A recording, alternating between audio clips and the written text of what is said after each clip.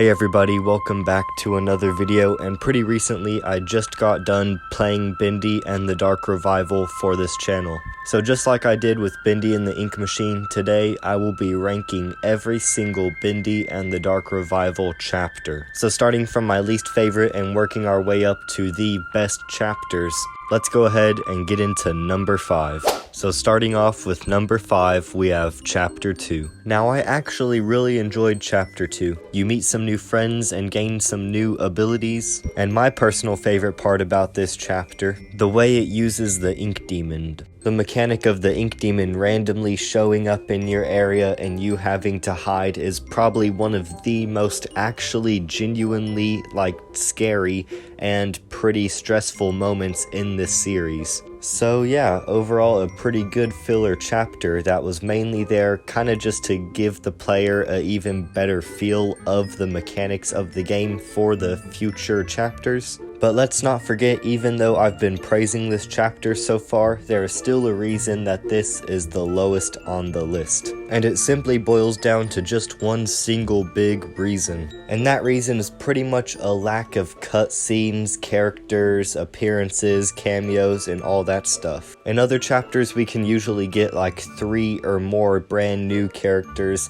and tons of cutscenes and events and sometimes even plot twists. However, in Chapter 2 it seems to have the least amount of all of those, instead kind of replacing that with a bunch of different areas that you have to go around wandering mindlessly until you find something to solve the next puzzle with. But that alone doesn't make me hate this chapter. It was still a lot of fun, and at least the places that you go are really cool, and the characters that you meet do have their own times to shine. So overall, this was a really cool chapter. I just would have preferred to have a little bit more characters and maybe a little bit more story to it. But with that out of the way, let's move on to number 4. And number 4 on our list is actually Chapter 3. So Chapter 3 did fix a lot of the problems that I had with Chapter 2. There was a lot more character appearances, and not just any character appearances, but some that are some of my favorite in this whole game. Like these weird ink spiders that I think are called willows. Those things actually managed to wig me out in my playthrough, which is surprising because I never really get that way whenever playing horror games. But another cool character that we get to see for the first time in this chapter is Joey Drew himself. I thought that was one of the best ideas in this entire game, to bring back Joey Drew as somewhat of a guide for Audrey at certain points. And the fact that his first appearance in the game comes in this chapter really bumps it up in the list. But then you may be wondering, well Neo, why isn't this higher up on the list then if you're saying such good things about this chapter as well? Well, in case you can't already tell, I love all the chapters from Bendy and the Dark Revival, and they all have very few cons about them. Not only does that mean that this list was hard to make, but it also means that the only real reason Chapter 3 is only number 4 on the list is because the other chapters are just so good. So without further ado, let's go ahead and move on to those next chapters with number 3 on this list. And number 3 is actually Chapter 4. Now I don't even know where to begin with this chapter because it is just so awesome. Personally, my favorite part of this chapter is the fact that there's a whole ass city as the map. This new city/town area was just so cool. I have literally yet to see any sort of map or area from any other horror game that can top this one city map in Bendy and the Dark Revival. And another thing that makes this city segment so good is whenever you get to team up with Bendy to solve puzzles. It's so cool and a really neat mechanic whenever Bendy is walking around the town pointing at stuff for you to open and to look inside. It's pretty funny and pretty cute, and also it's a nice spin on a formula that we've been getting pretty used to at this point since we've been 4 chapters in. And this town area isn't the only thing that makes this chapter go above and beyond. This chapter is also the second time you end up encountering Joey Drew, and this time is more special than the others because this time he somehow teleports you to like the original Bendy and the Ink Machine game, like a really cool throwback where you're back to the original Chapter 1 of the very first Bendy game. And while you're there, Joey Drew quite literally explains to you all of the lore behind Bendy and the Ink Machine.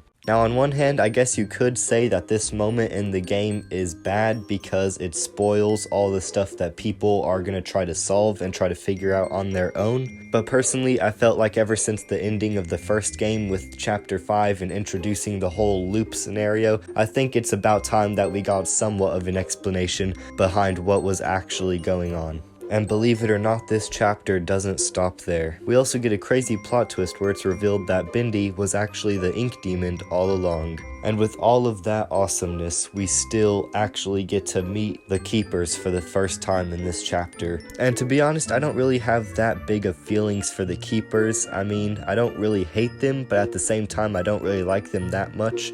I feel like they're more of just something to kind of help drive the plot to where it wants to go next. And last but not least, that final clip where we finally end up coming face to face with Wilson after all these chapters was a great way to end off chapter 4 and get hype up for chapter 5. So pretty much the TLDR of all of this is that chapter 4 had lots of cool settings, lots of cool characters, lots of cool reveals and plot twists, and there was just so much of everything, and pretty much all of it was so awesome and so cool. So yeah, with that said, let's move on to number 2, I believe.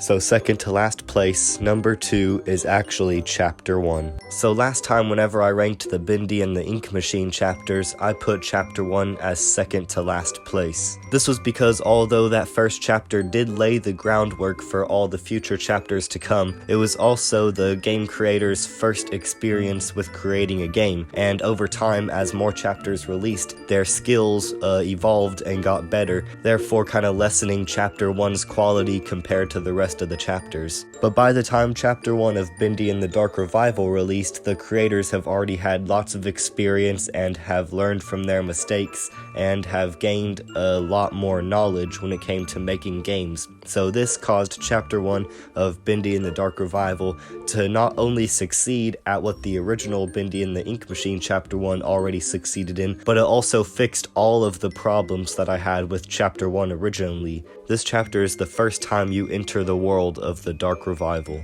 And I think this chapter did an amazing job at giving the viewer the right characters, the right cutscenes, the right game mechanics, and all of those things to prepare them for the future chapters. It's almost like this chapter was being a tutorial, except without the usual boringness that tutorials have. And before we continue, yes, I am including the beginning prologue part where Audrey is in the real world and not the ink world as a part of chapter 1. But anyways, there was just so much cool and iconic moments from chapter 1. Like whenever you meet Allison for the first time. Y'all's interaction may not have lasted that long, but it was still super cool and a really big surprise for anybody who hasn't played this chapter yet. I also felt like the mechanics and the missions that you had to do in this chapter were a lot more polished and a lot more thought through than future chapters. A good example of this would be whenever you're having to sneak past the lost one inside of that kitchen area. And let's not forget the iconic moment from this chapter where we come across Bendy for the very first time. So all in all, this chapter did everything right. It gave the player a good impression of what they can expect for future chapters, and it also gave us lots of cool character appearances and cutscenes, all while actually laying the groundwork for the future chapters to happen.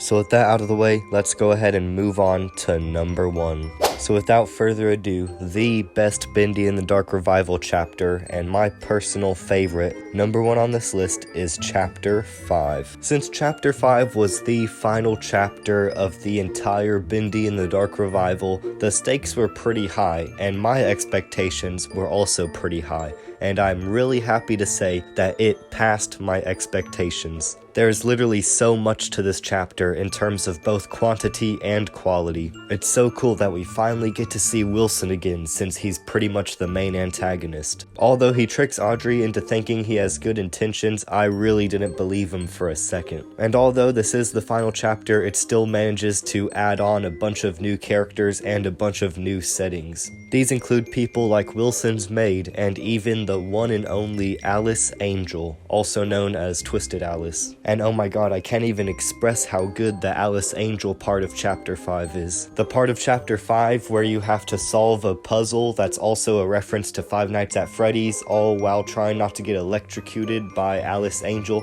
is so cool, and definitely by far my favorite puzzle of the entire game. And then after that, it only gets better. Now all of a sudden, Alice Angel is trying to shoot you down on top of some balcony with a Tommy gun, which puts into sequence by far the best boss battle in the entire Bendy franchise. Having to maneuver this giant room, trying to find out different puzzles, all while Alice Angel is trying to shoot you dead. That's the kind of amazing stuff that Alice Angel should have done in the first game. And when you don't think it can get better from there, Alice Angel's death sequence has her, yet again, being stabbed by Allison, which not only is a whole lot of fan service, but it's also a parallel to the first game, also having some implications about the whole time loop that the ink machine is stuck in. And I especially love this death scene because in a way, it kind of completes Alice Angel's story arc. This is because of her final interaction with Allison,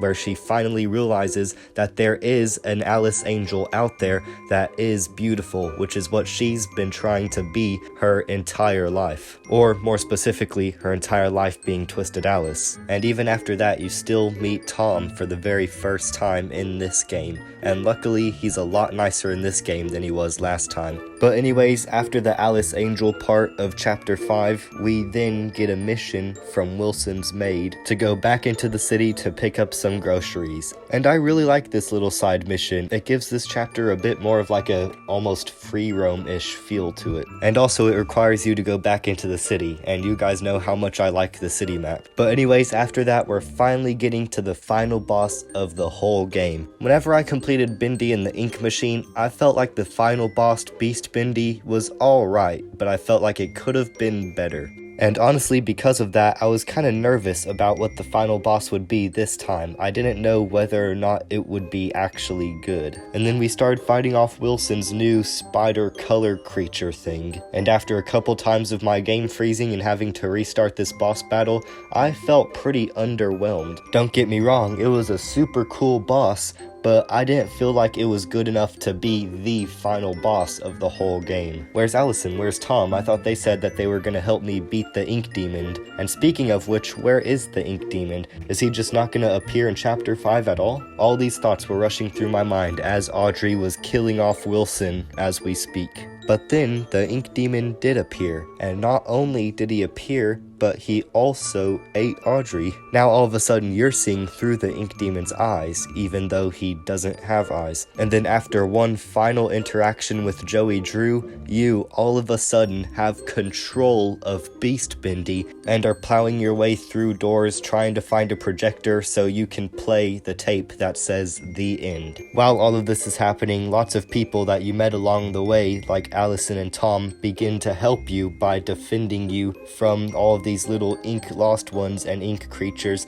who are trying to attack you since you're Beast Bendy. This final moment was awesome, and it made me finally realize why the Wilson boss battle was kind of underwhelming, because that wasn't the final boss at all. This section with Beast Bendy, this was the final boss. This was the thing to end off the entire game, and it was so awesome. First off, one of the big complaints that I had about Beast Bendy and the original Bendy and the Ink Machine is that Beast Bendy was too small, in my opinion. I felt like they could have had him be way bigger and make him a lot more menacing in the process. And that is exactly what this game did. It made him like a whole two or three stories big, and I loved it. And also, not only do we get to see Allison and Tom during these final interactions and these final moments of the game, but we also get to see Henry and Sammy Lawrence return, which really makes sense, since Henry, he's gonna help out Allison and Tom since he kind of already knows them,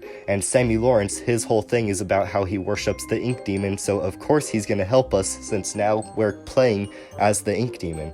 And it is so cool. Actually, a little fun fact, whenever I was first playing this for the first time, I didn't realize that Sammy Lawrence has returned. I was so caught up in everything else that was happening, and I was already like super hyped and stuff, and I never even realized that Sammy Lawrence was there. And yeah, honestly, this ending was amazing, and I can't think of a better way the Meatly could have handled it. So that is why Chapter 5 is the best chapter, in my opinion, for Bendy and the Dark Revival. Thank you guys so much for watching. Make sure to like and subscribe if you did enjoy. Also, go check out my playthrough of Bendy and the Dark Revival. That's the footage that I've been using this whole time, really just different clips of my playthrough. So yeah, if you still want more Bendy and the Dark Revival content, go check those out. And also, leave your own list or your own rankings of the chapters down in the comments below. I'd love to hear them. I'll see y'all in the next video. Goodbye.